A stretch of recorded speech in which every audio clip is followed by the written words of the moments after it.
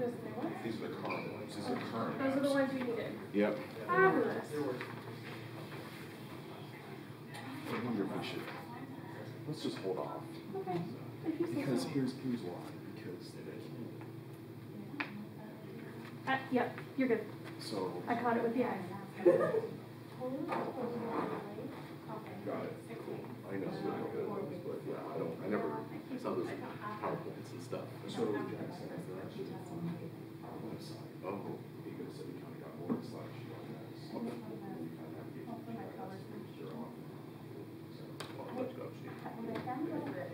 and then Mike's gonna call in, right?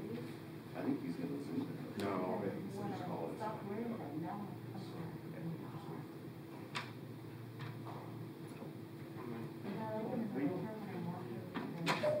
Hey Mike, are you there? Oh, how's Mike feeling? Has anyone talked to Mike? Yeah, he's good. He just immobile, he said. Hey Mike, are you there?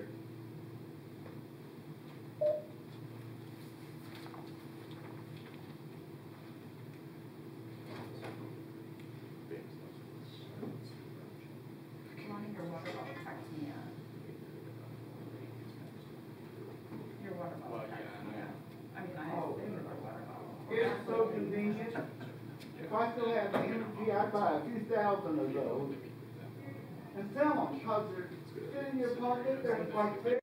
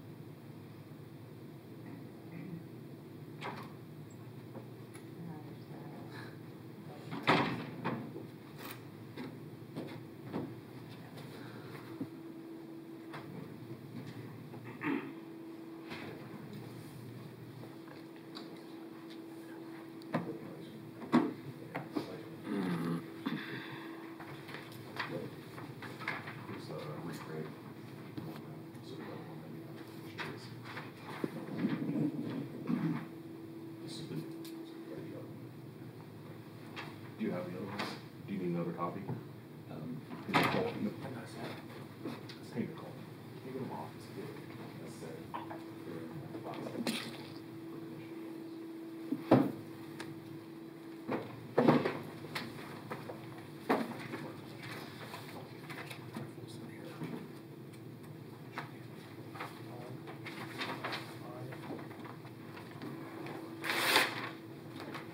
Are you turning these out? Nope, just one. One is I don't, like I said, I don't have a full set. I've got it for a second. Okay. I've got it for a second. Thank you. Sorry, I thought I did, but I lost it somehow. So are these the proposed ones? No, these are the incorrect. These are, I have proposed over here. Okay. There's 8 of them, right? Yep, so take out number 1. Put this one on top. Maybe this one.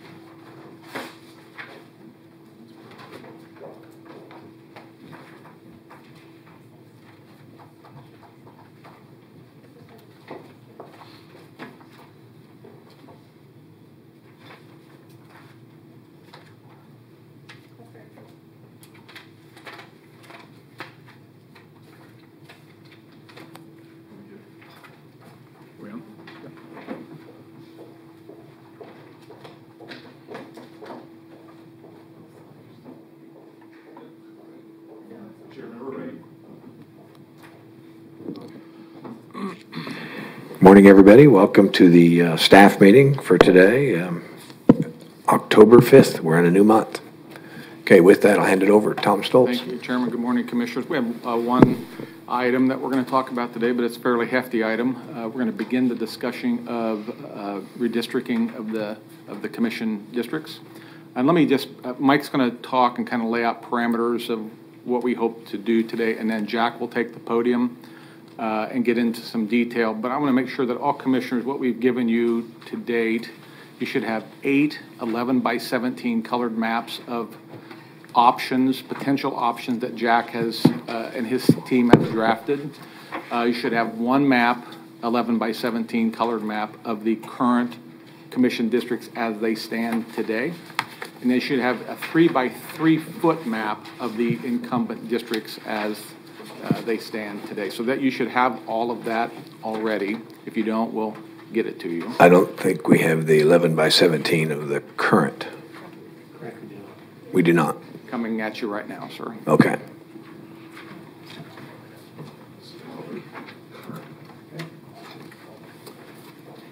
Okay, and with that, Mike is, he's on the phone, so I will push the microphone to him and let him start it off, and then Jack will hit it, go from there. So Mike, you're up. Okay. Thank you, Tom. Commissioners, can you hear me? Yes, we can hear you. Okay, thank you. It's better. I'm Mike Bethune, County Councilor. Just wanted to do a brief history of where we are today. We had a special County Commission meeting on July 27th of this year, in which one of the topics was the presentation on redistricting. At that time, Michael Fessinger and our office did a legal review of the considerations involving redistricting, and then Jack Joseph from GIS got up and showed his new software that we had from ESRI and all the things he could do with the software. At that time, there was also some discussion about developing a timeline. Hopefully, at that point, we were going to come back by mid-September, but we didn't get the census data until about September 10th. And so that set us back a couple of weeks, but we did get that data. And in the last few weeks, Jack Joseph and his GIS folks have been working diligently to put together some proposed maps. And that's kind of where we are today. He's going to present to today, in a few minutes, talk about his methodology, what they've been doing with the data, how they've come up with some proposed maps. And after that, and this will be, of course, the first time the public has had an opportunity to see what some of the potential maps can look like. These maps aren't etched in stone. They can be modified, and our department is ready to look at any modifications to make sure they still fit within the legal parameters of redistricting in Kansas. But the other important thing that I think we need to do today is get some direction from the county commission on what steps we are going to go forward with procedurally. The statute that deals with redistricting really doesn't address much in the way of process. It talks about adopting new districts by resolution, but other than that, it doesn't give us much direction. In a normal year of redistricting, we would have had the census data about April 1 and been well into the process and probably already had the maps approved by now. But when you don't get that information because of obviously COVID and everything until mid-September, that sets us back. But there are no deadlines. We've got time to go through this process and do it right and have everything ready prior to the end of the year. But some of the considerations on moving forward are what timelines you want to set in place, at what proposed meeting we may want to look at adopting the new redistricting. I'm sure you'll probably want to consider having citizen advisory board input from the maps that are presented today. And also, I know there's been consideration of maybe having a public hearing, maybe specifically on this topic, between now and whenever we want to adopt the maps. And those are the kinds of things that we really need to have the input from the commission to know how to go forward. So with that, I will turn it over to Jack Joseph with GIS to talk about what he's been doing the last few weeks. Okay. Good morning, Jack. Thanks for all your hard work. Yeah, sure. Okay. Good morning. Jack Joseph, GIS Director. I wanted to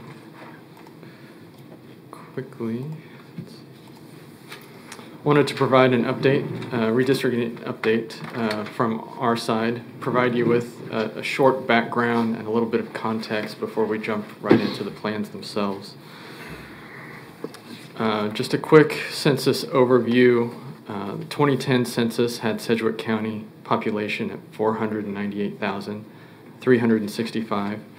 The 2020 census now has Sedgwick County population at 523,824.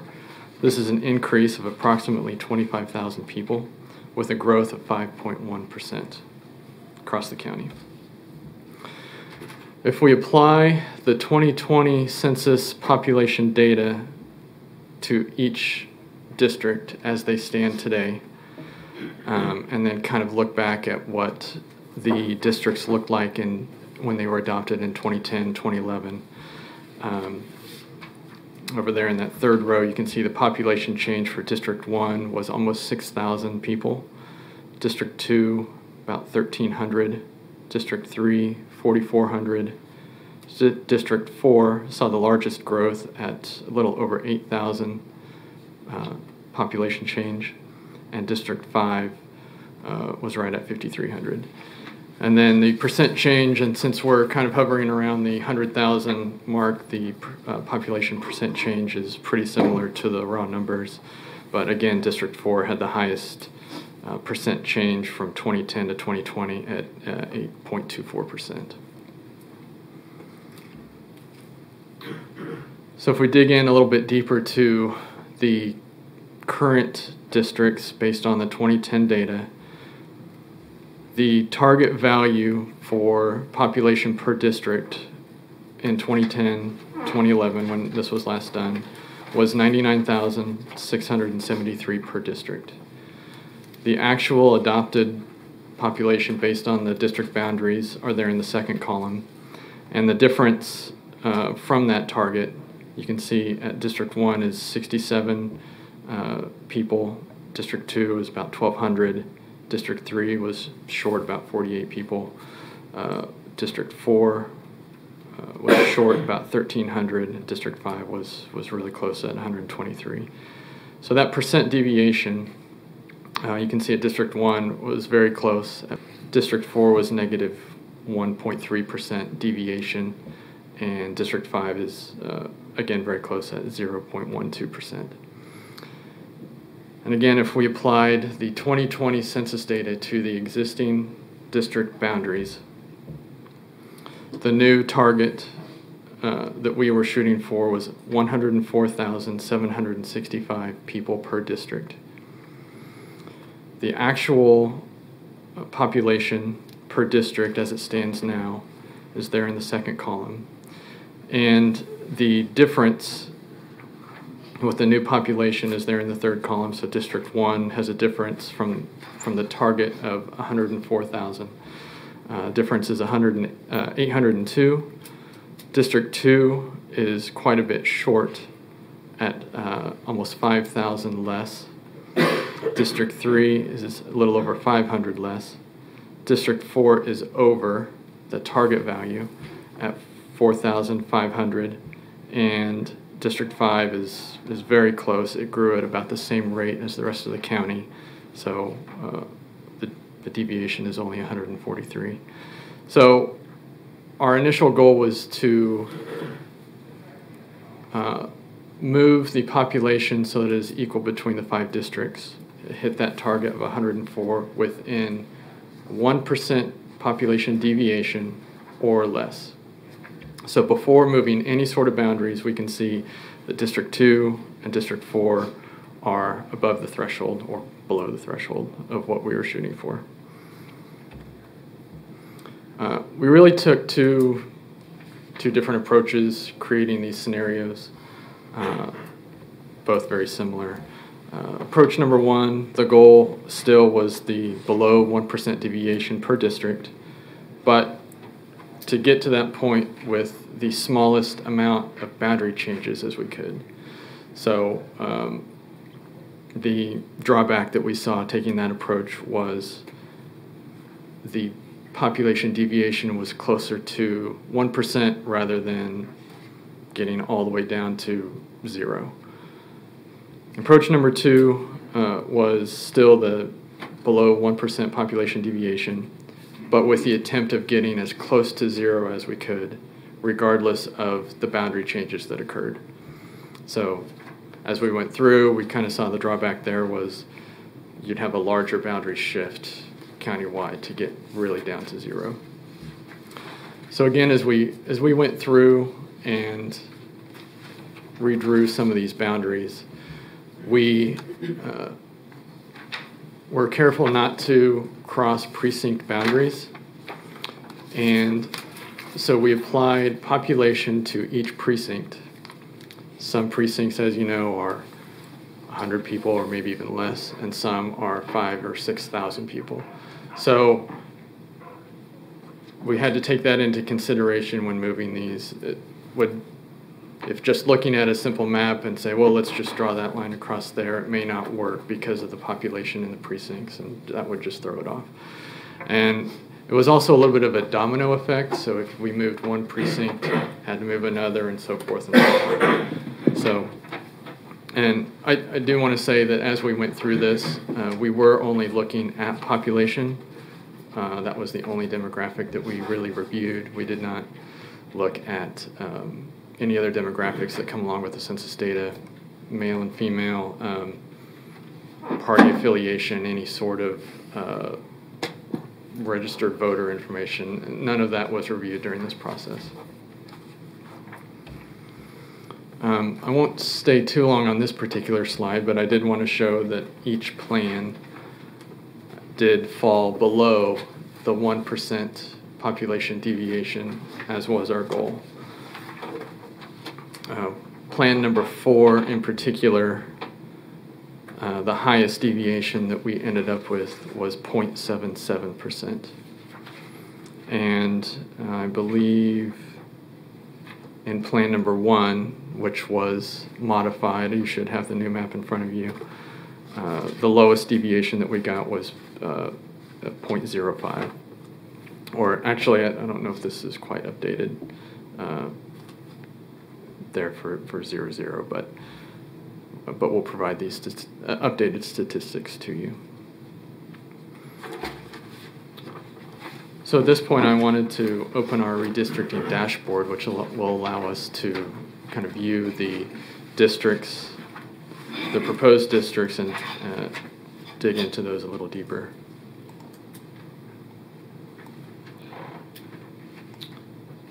So this first map is just the existing boundaries. The heavy white lines are the current commission district boundaries with the 2010 population labeled. The dotted white lines are the precinct boundaries. And I'm actually going to start with plan number 3. This plan number 3 was the approach with the smallest amount of district boundary change to hit that 1% deviation. So the District 2 and District 4 had the greatest disparity. So the easiest thing to do was look at where District 4 and District 2 come together and simply move a few precincts right there and shift that population. So in this particular scenario... Yeah, can we ask a question? Yeah, absolutely. Okay, yeah, Commissioner Cruz. Do we have a map that doesn't have this big, thick blue line since our boundaries are so important? Like, it's hard to tell. You see how this one has no big, thick blue line? Yep. This is our current map. We need one that doesn't have this big, thick blue line. Can someone get us that? Sure, we can get that for you. Okay. Yeah, that particular map was just pre-made available on our website that we have out there for anybody to download. Yeah. So. Just since the boundaries are so important, we need to be able to see them. Sure, sure. Yeah.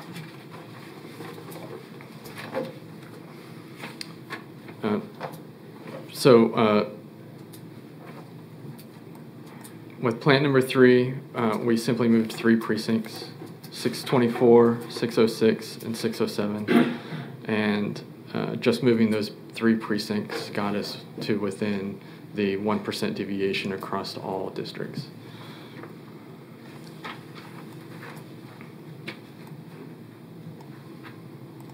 I can turn off that heavy white line.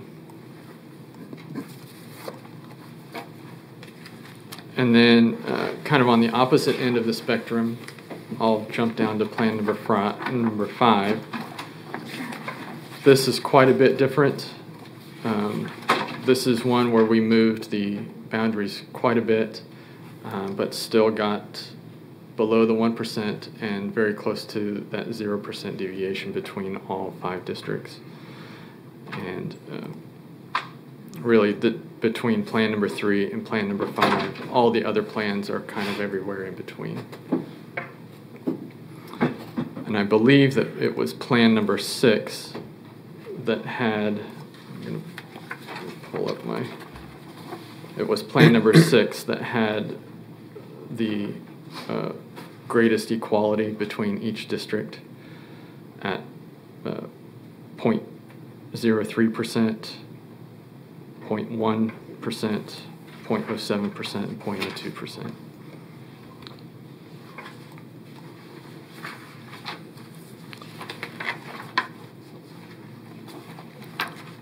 It would probably take a little while to review in detail every single precinct that was moved within each plan. After our meeting today, I would like to make myself available to each of you individually for specific questions on plans, for any thoughts or discussion. So at this point, I'll open it to any other questions that you may have.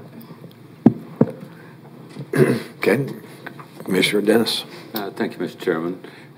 I also appreciate you briefing my Citizens Advisory Board last night. That was great. I appreciate that.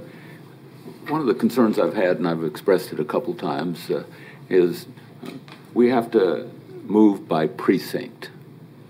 And unfortunately, our precincts are not balanced by any means. So if you look through the whole list of precincts, we've got some, well, there's a bunch of them listed with 0 people in them. I don't know how we get a precinct with 0 people in them. But we've got a whole string with 2 people in them, and then it goes up into 4, 5, 6,000.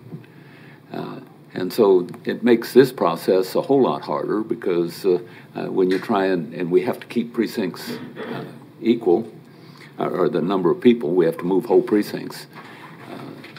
But the other thing that's always bothered me, and I'm a precinct committee man, is that when we go in to vote, for example, just recently they had 2 major votes. They had one to replace a commissioner, and they had one to replace a city council member. As those precinct committee men and women get together to make that vote, everybody's vote's not equal.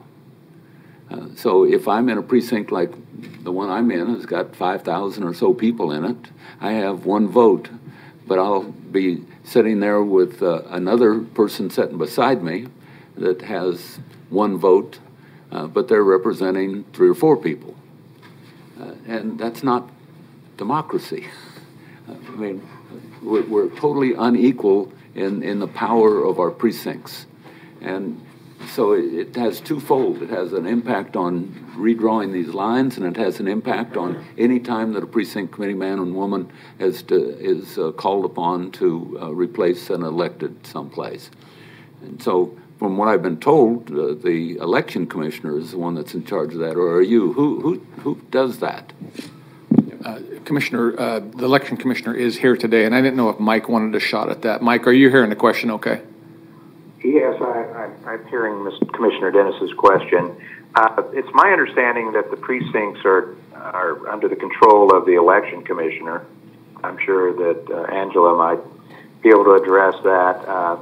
It's certainly something we want to look into, Commissioner. It's not going to be addressed or affect this redistricting. But I think once we get through this process, we can see how we can redistribute people in the precincts in order to still remain within the deviation that we're trying to achieve here. I understand that, but what is the long-term solution to this? Because this had to have been developed over some period of time. We couldn't be all the way from 0 to 5,000 or 6,000 overnight. So where have we dropped the ball, and how do we correct that?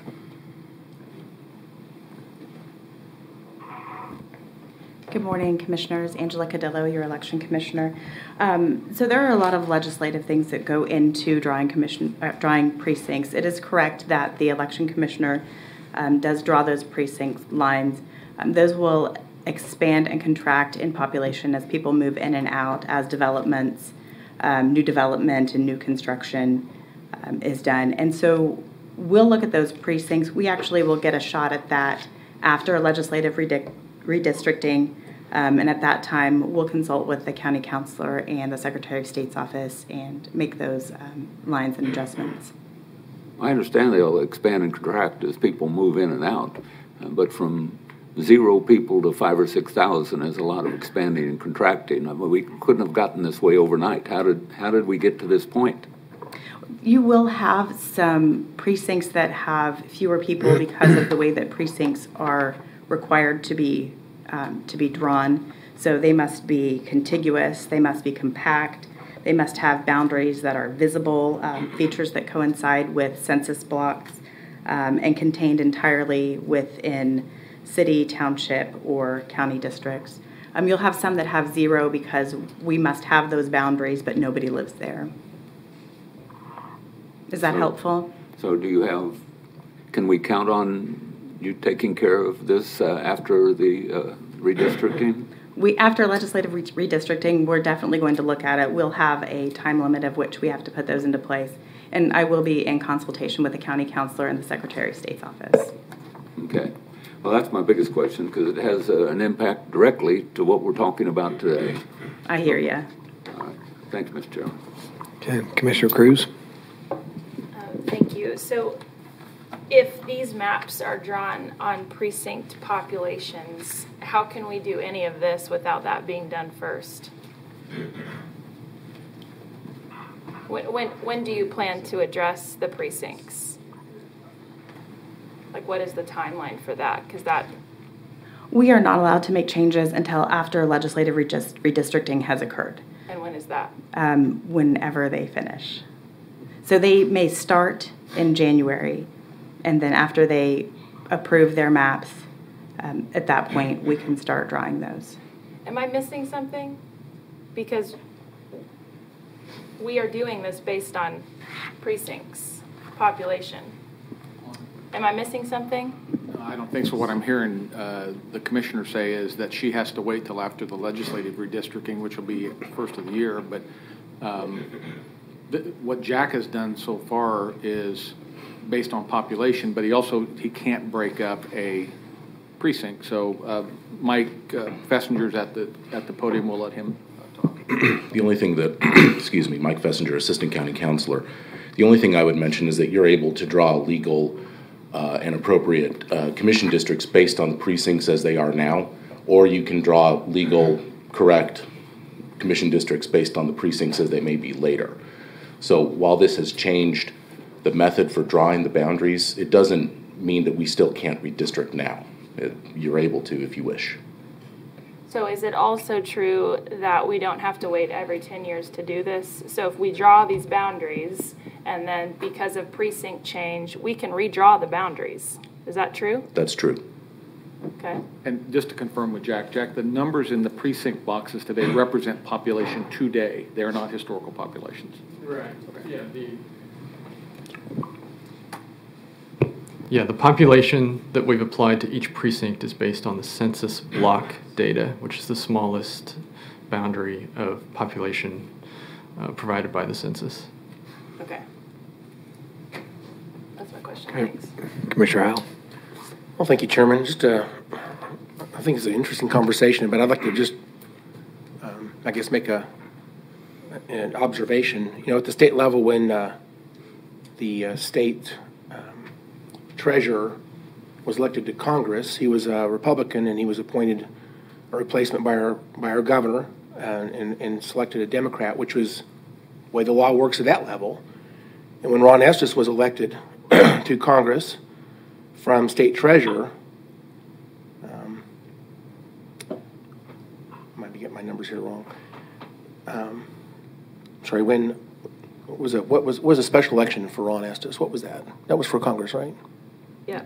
Oh, sorry, Pompeo was selected for administration. So to fill that seat, there was a special election to replace a Congress member, and that was a bipartisan election. Even though the person that was moved out of that seat was a Republican, that was a bipartisan special election. So that's interesting how that worked.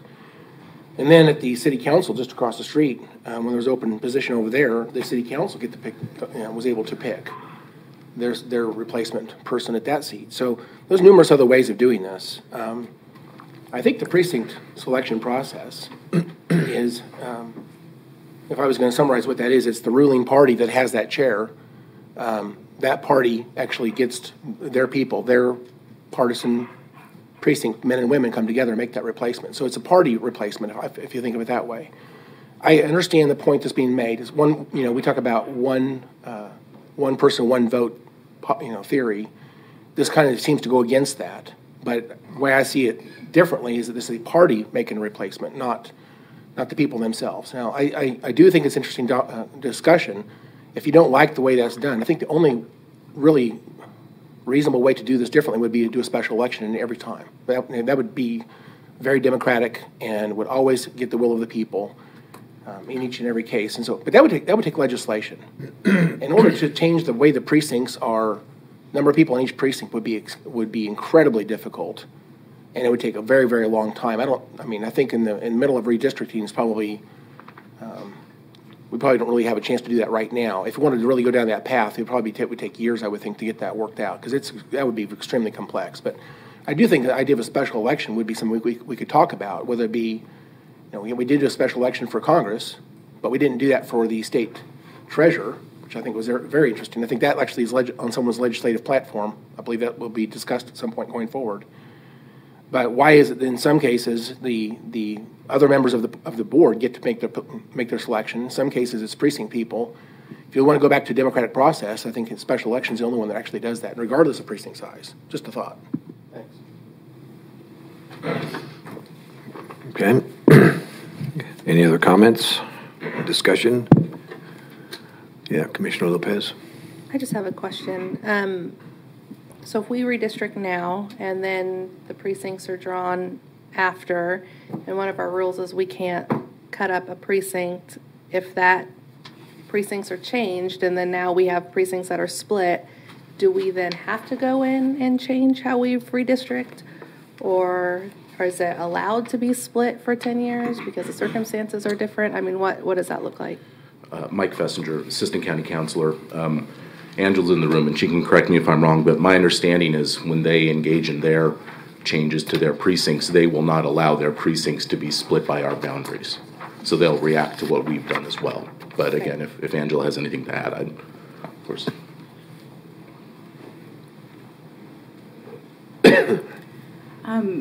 Commissioners, my understanding is that you actually can split a precinct. It becomes a little difficult because you could split a precinct for your boundaries, but it would not necessarily split that for legislative boundaries. So we might be working with two kind of different sets of precincts, if I'm correct. But whatever you adopt, we will implement. Okay. And this is not necessarily about our maps here, but can someone explain why, like in Manhattan, their redistricting is just, or their districts are just wild? I mean, they don't even touch each other, some of them. Like how is that legal? Not saying that I want to do that, but I'm just curious. Mike Fessinger again. You're correct that the Riley County Commission districts, some of them aren't even contiguous, and they are drawn in a way that some may consider to not be compact. They may be undertaking legal risk in doing that. That is not what I would recommend we do. A lot of times challenges to districts are driven by the desire for somebody to bring that lawsuit and challenge those districts. To my knowledge, that's not happened in Riley County. I don't know what the result would be if it did happen. So I can't tell you whether their districts are legal or illegal because they haven't been challenged. But undertaking that strategy here would not be my recommendation. Yep, that's fine. Thank you. Okay. Commissioner Dennis. Thank you, Mr. Chairman. Correct me if I'm wrong, and I need to make sure I understand these maps a little bit. Let's go back in time and take a look. I was just looking at Plan 1. And, of course, I'm fairly familiar with my district. So if I look at Plan 1, like where my boundary with District 4 is, 3 years ago, the people in Mays were able to vote for county commissioner, and Commissioner Cruz was elected. And so now we redistrict, but we move Mays out of her district into my district. So that would mean that the people in Mays may go 6 years without being able to vote for a county commissioner. Is that not true? Well, no. Yeah. Yeah, That's true. that would be true. I see what you're saying, Commissioner, and that's a good point. That could occur, and that is okay. Those residents, although not voting, would still be represented by their new commissioner, and they will vote in the next time around that they have an opportunity to. So I understand that concern. I don't see a problem with it from a legal standpoint, although that is something that you're able to consider if you wish while redistricting. Well, if you stay on Plan 1, for example, with Commissioner Lopez's district, they were able to vote for her. We're in the same cycle. So if you move Clearwater out of her district into my district, they're still able to vote every 4 years for a county commissioner. So some of these moves could mean a long period of time before people would have an opportunity to weigh in on who their county commissioner is. Just a thought. And I assume that's probably consistent with a number of changes. Mm-hmm. So. Yeah. All right. Thank you.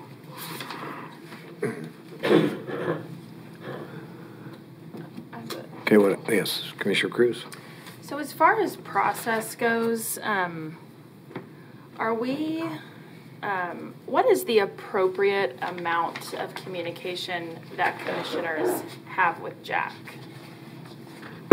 I think Jack has offered just a few minutes ago that he would like to, or is open to meet with you one-on-one at this point for this next several weeks until this takes place. Okay, so I want to, hypothetically. I just want to make sure that commissioners all receive the basic, when Jack produces basic maps, that all commissioners are aware and have equal access to that. If you have specific plans that you want to tweak, the 8 options, for example, if you have a modification to that, I think Jack would be glad to help you create it. But I think it would behoove us to make sure all commissioners then have access so you can all see options as they begin to flow, if that makes sense. Okay, yeah, that does make sense, thank you. And so then the process of a town hall or the visitation to our citizens advisory boards, what is the appropriate amount of community engagement, since, to Commissioner Dennis's point, some of this could affect people for the next, quite a number of years.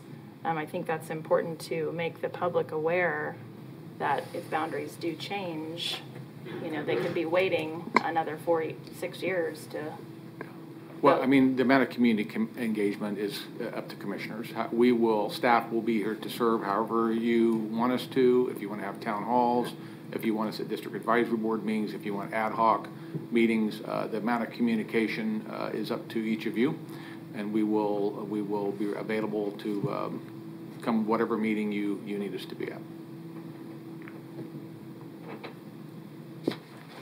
Were we going to get an overlay? You guys were talking about an overlay. Is that possible? We had talked about it yesterday, and what Commissioner Cruz is talking about is ideally here, and I've talked to Commissioner Lopez about it early yesterday too, on the particularly on the plans. It'd be nice to have a colored map that was kind of see-through, so you could lay this overlay of the incumbent map over all of these options and see visually. We're working on that to try to come up with some type of solution which would make it easier for commission or to put it on a screen as well so that citizens can see it. Yeah, Jack Joseph again. This dashboard that I have up on the screen allows you to view the plans and kind of have that overlay that you're looking for. So those thick white lines are the current commission districts. So you can, it's a digital overlay instead of a hard copy overlay, but this is available to you. So Jack, when we meet with you one-on-one, can we have that available? Yeah, absolutely. We're going to be like meet in your office or somewhere, and yeah, we can meet anywhere. And I think you have access to this now. It doesn't have. I don't have to be present for you to view this. Okay. So I hope that helps with the overlay. Yeah, I have one more question, sir, if you don't. Sure. So this goes back to the precincts. Does our voting machines, do they have a certain amount of precincts they can handle? Can you talk to us about that? I believe they do have a cap. Our previous machines had a lower cap. Our current machines have a much higher cap, and I can't imagine that anything that we would do would reach that cap. Okay. Thank you. Okay, Commissioner Lopez. Thank you. How do we get to this online so we can play around with it? Yeah, I can send you a link, or communications can send each of you a link. It's just a website. Okay. So there's. Now, can the public see this the same as well, or just? We can make this available to the public. Currently, it is not, but that would be easy to do. Sure. If people want to look at this, I mean, this is a lot easier to see than these ones, and then looking at a different map. Can we also get like a breakdown? I know it looks like we kind of did this morning, but this is just hard to understand. Can we get a breakdown for each map for each of our districts to see which precincts we've lost and which ones we've gained and their population size, just so it's easier for us? I mean, it's easier for me to understand it than maybe how it's presented in this spreadsheet we got this morning, but Sure, yeah. We've created a spreadsheet that has a lot of that information already. I think it's been distributed, I believe. If it hasn't, we can get it to you. Is it the precinct's 2020 population per plan? Yep. I don't know why, but this is just really not easy for me to... Yeah, and that's fine. Or we can get together and go over it together, or I can clean it up and format that a little so it's a little easier to read for you. Perfect. Thank you so much. Okay. Any other questions or comments? Commissioner Howell? Thank you, Chairman. Just a couple thoughts. If I have ideas I want to develop, say, a map that's different than these 8, can we do that together? I guess we just give you some ideas and say, let's create a map based on our discussion. We can do that basically live between you and me. Do we want to do that? I believe so. Okay. I don't see on the portal a way to create a map. That's just a way to view it. Yeah. Okay. And in terms of schedule moving forward, I heard someone say today we want to finish this up in November. Is that true? Is there a schedule? What's our plan on? Mike, you want to talk about schedule or what moving forward? Yeah, I mean, we have several meetings in November. I guess I'd ideally like to adopt the new districts by one of the November meetings. I think we meet on November 10th and then November 17th probably. The next one would be pushing it pretty close to Thanksgiving. I think if we pick a timeline there, we can work back to what processes you want between now and then. But it's entirely up to the commission. We have a meeting on November 17th, and then one after that would be December 1, because the 24th would be day before Thanksgiving. And I guess we could have a meeting on the 24th. What's the drop dead date that we have to have this done by? Mike, drop dead date? There is no drop dead date. I mean, obviously, well before the election, and as soon statutes are in. Michael Fessinger can address this. I think the statutes just say you do it as soon as possible, but there's no deadline. I agree with Mr. Papoon, Mike Fessinger, again, Assistant County Counselor. We shouldn't engage in unnecessary delays, but it doesn't sound like we're considering any unnecessary delays. If you wish to push this out for any reason at all, you may do so. Is this enacted upon adoption? In other words, the moment we pass this resolution, that makes it so? Correct. Yes. Okay. So the first election for this new boundary would be a primary in August, right? I believe so. Yes. Okay. So what time would it take to? So we have to have it done this year? I mean, give me the drop dead date into which we can get this implemented into. I can work with the election commissioner's office to get you that drop dead date, like the latest they would need that data to get everything set up. I mean, that might be helpful, and I can work on getting that date for you, but I don't know it right now.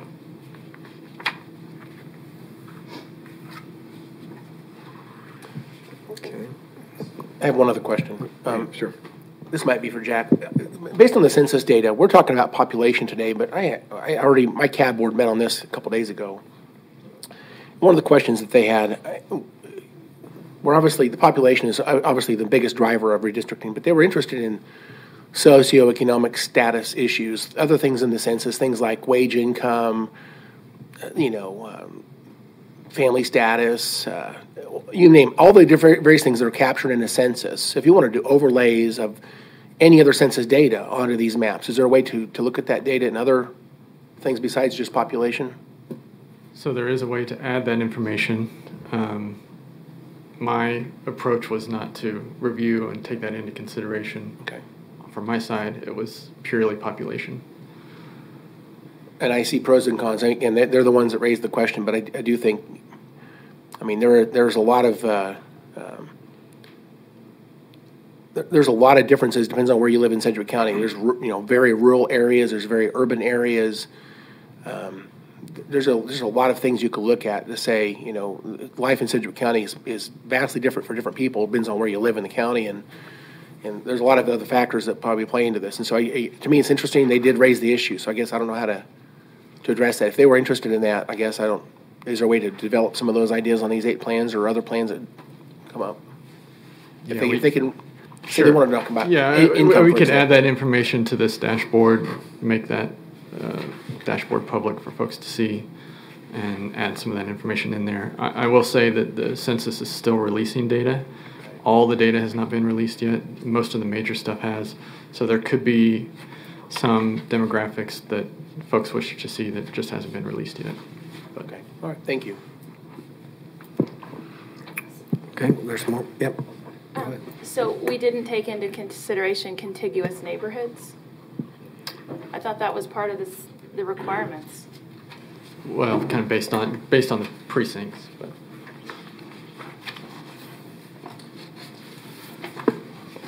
Commissioner Mike Fessinger, Assistant County Counselor, I think what the law asks us to consider is population equality and territorial unity. Territorial unity can describe what you just said, which is, keeping neighborhoods together, but it also can describe running boundaries along streets, rivers, other things. Mostly what the law asks us to do is to come up with a compact district, but a compact district can split a neighborhood, and that's okay, at least under the law. But those are considerations that you can take when deciding which scenario you'd like to choose.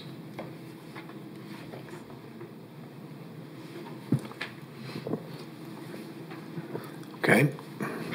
Jack, it's a lot of, this first wave is a lot of info to unpack for everybody. So I appreciate having this discussion, and even further if we have to. But I think Commissioner Lopez pointed out in Manhattan or Raleigh County. That's interesting. Yeah, I didn't know that. And all the nuances that Commissioner Howell has pointed out between all the variations. Probably the more information we get, the more confusing it will be to try to come up with the fairest and equitable. What was when we had that, what was the original, is trying to keep, it's basically based on population, and what was the second part? Compactness or territorial unity. Okay. All right. Well, we look forward to meeting with you individually in that.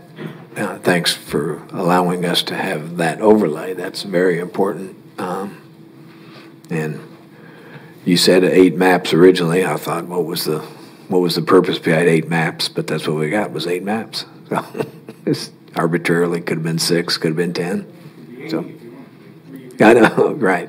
Could have been a bunch. So what else do we have? Does anybody have any other comments? Or Mike, do you have any further comments for the commission, or any other questions for them or needs? Well, the commission may want to decide today whether or not we're going to have a special meeting to address this down the road, or just handle this during a regular county commission meeting and allow public input. I would think that would be an important consideration today. Okay, Commissioner Howell. Actually, I have a question about the process still. So rather than answer that question, I have a question about the process. So I'll come back to that just when you're ready. Well, I guess, Tom, can you kind of, maybe Mike, you and Tom, can you poll us? I mean, do we want to have a special meeting about all 8 of these maps? Do we want to, could you poll us and say, hey, looks like these 3 or 4 maps have come to a collective forefront? I don't think you're going to get 5 of us to agree on one map, but if we could narrow it down to 2 or 3 or 4, that would be. I'll let Mike go, but to me, I think you guys need to spend time with the maps right now, and maybe talk to your district advisory boards or other people that you within your district. And then if surely, Chairman, if that is the druther, we can give you a couple weeks and then come back to you and see how it's going, and see if there's a favorite map amongst commission. Mike, when you're talking about a special meeting, I assume we'll adopt this in a regular BOCC meeting somewhere around end of November, beginning December, or whenever commission is done. You're talking about a special meeting to have debate or dialogue about this, or can you talk a little bit about what you're saying there? Yeah, I just need input from the commission on whether or not they think, once we develop, as Tom said, we may be a little premature. We may have some additional maps being proposed by commissioners that we want to add 9, 10, 11, 12, 13. At some point, the public may want to come and address the commissioners regarding some of the proposed districts, just to give their thoughts and ideas. People from various neighborhoods, as Commissioner Dennis mentioned, people from Mays may want to come and express opinions regarding who their commissioner should be or how long they should go between voting. And I just didn't know if this should just be a regular public hearing item during a county commission meeting, or whether the commission wanted to have a special meeting, evening meeting, that sort of thing. Well, I think we'll all get some feedback, and if it looks like it's a big topic, a special meeting in the evening, it'd probably be all right. It could take one of two forms. It could take a special meeting form or a town hall form. We could, however the commission wants to roll that. Commissioner Lopez has a comment. That's all I was going to say is see if we could do a town hall format in the evening sometime, so people who can't get off work can still be a part of this process. I think at least one would be helpful. Okay. So, Mike, we're not giving you a finite answer, but we'll give you. Okay. What else does everybody have? Oh yeah, Commissioner Howell. Yeah, thank you, Chairman. Just a thought. I know we know the growth rate for each precinct. We could calculate that pretty easily. Based on the 8 maps, it would be interesting to calculate if growth rates stayed linear, which of course they probably won't, but if they did, what would the population look like in 2030 with the 8 maps? Is there a way to? I could probably do it on my spreadsheet, but I'd like to know if you'd be able to help me with that, or it'd be just interesting to look at this. Say, these 8 maps would result in a potential imbalance in 2030 based on current growth trends by precinct. We could have an idea what that would look like down the road. Commissioner Howell, Mike Fessinger again. The law asks us only to look at population as it stands now. I suppose you could take a look at that data, and I suppose you could take that stuff into consideration, but my advice would be to simply look at the population as it stands in the snapshot of the current census and use that to create your districts. Okay, all right, thanks. Yeah, I recall that. We talked about that before, and they said it's a snapshot of today. It's important to remember that the commission can revisit this in 2 or 3 years and read and react to what population is doing. So you could try to extrapolate and read the future, or you could just read and react as we go. Nothing's to say, I think Mike has talked about it already, nothing's to say we have to wait till 2030 to change districts again. Let me just clarify. Obviously, we need to balance the 5 districts. That's going to happen. We're going to do that. I'm confident we'll find a solution that works great. I just think it's interesting to know if these growth trends continue, what's going to happen down the road. To me, it's interesting. Nobody else wants to know that. That's fine. But I think we'll accomplish the requirement of rebalancing will happen regardless. I just think it'd be nice to know what we're setting ourselves up if we do certain things, how that plays out if growth trends continue. Just to me, it's interesting. It doesn't drive the process, but I think for me personally, I think it's a consideration we ought to look at, and that's all. Yeah, and that's an interesting. It is interesting, but I recall the last 10 years we've had. There's a prediction that downtown Wichita could only handle 500 to 800 apartments. And in a matter of 2 or 3 years, then it went to like 3,000. And now the latest, we were at a meeting and they said it can hold another 2,000 or 3,000. So you just don't know what the trends are with core cities or big developments. Derby growing big, Mays continues to grow. Park City's got a lot going on there. So it's a little bit harder, I think, but you can see trends, like you said. You can linear graphs and see what's going on. But anyway. Okay, what else? Okay. Well, I think that's Mike. You got anything else? We're gonna. No, sir. We're gonna meet with Jack. Meet with Jack, and we'll communicate individually with you and Tom as we work through this. But I think Jack's the first step. Okay. That's all we had today, sir. Okay. Well, thank you. Hey, Jack, can't appreciate it. Is you doing all this by yourself? You got some help? No. Okay. Well, thank you very much. Sure, you're welcome. All right, we'll see everybody tomorrow for a commission meeting. Thank you.